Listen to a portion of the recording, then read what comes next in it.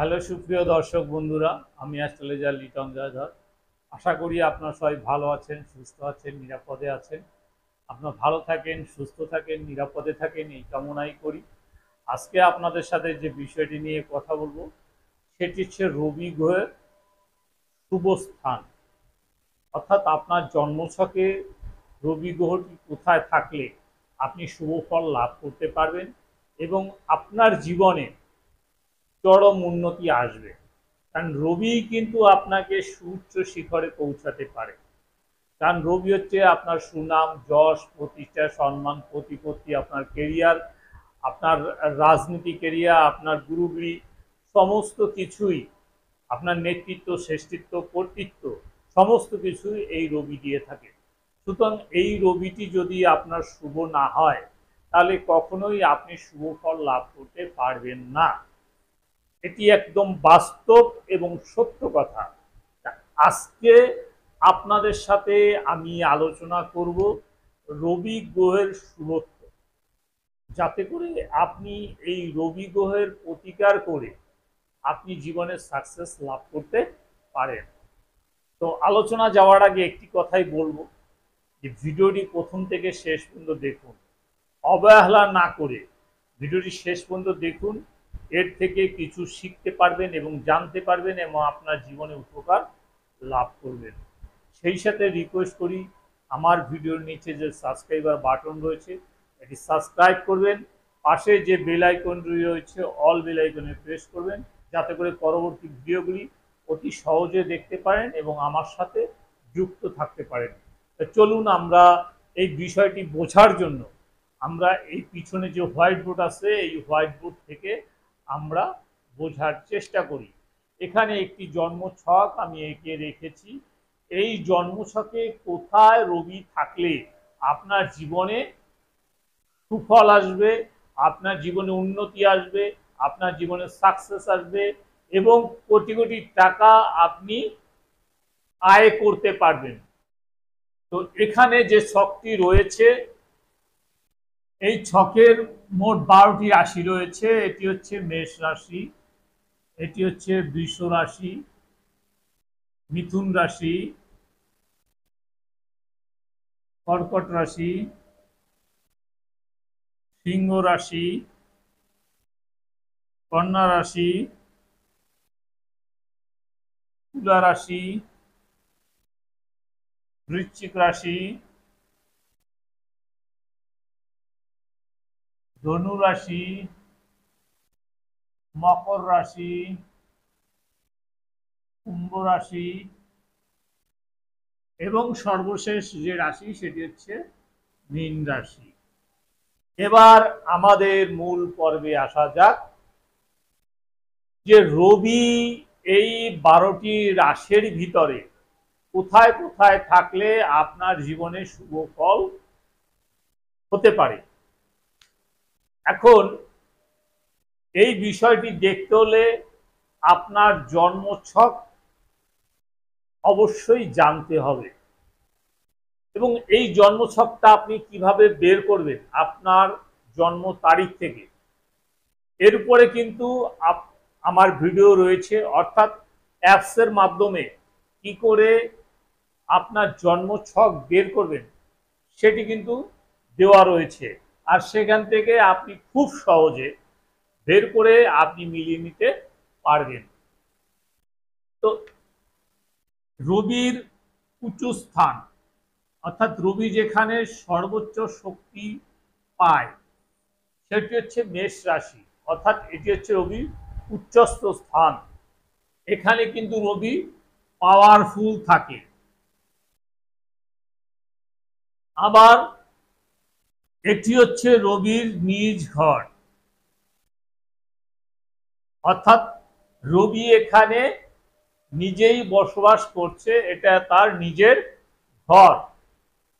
এখন এটি হচ্ছে উচ্চস্থ ঘর আর এটি হচ্ছে তার নিজ ঘর। এই দুই রাশিতে অর্থাৎ মেষ রাশিতে এবং সিংহ রাশিতে রবি কিন্তু সবচেয়ে শক্তিশালী থাকে। আপনার জন্মছকে যদি রবি এখানে থাকে, যদি রবিটা অষ্টমপতি না হয়, দ্বাদশপতি না হয়, ষষ্ঠপতি না হয়, অর্থাৎ আপনার যে লগ্ন, ধরেন আপনার লগ্ন হচ্ছে কর্কট, এখন এই কর্কট লগ্ন অনুসারে যদি রবি এখানে অষ্টমপতি, দ্বাদশপতি বা ষষ্ঠপতি এগুলি হয়ে থাকে, তাহলে কিন্তু রবি আপনাকে শুভ ফল দেবে না, সেটা যে ঘরেই হোক না কেন। আপনার লগ্ন থেকে গুণে দেখবেন যে রবি কততম ঘরে রয়েছে এবং সে রবিটা উচ্চস্থ কিনা বা স্বক্ষেত্র কিনা, এই হলো দুটো বিষয়। এরপরে আরো রয়েছে, যেমন এটি হচ্ছে অগ্নি রাশি। এখন অগ্নি রাশি হচ্ছে মোট 3টা। তো এটি হচ্ছে রবির উচ্চস্থ ঘর, এটি অগ্নি রাশি। সিংহ রাশি হচ্ছে অগ্নি রাশি এবং ধনু রাশি হচ্ছে অগ্নি রাশি।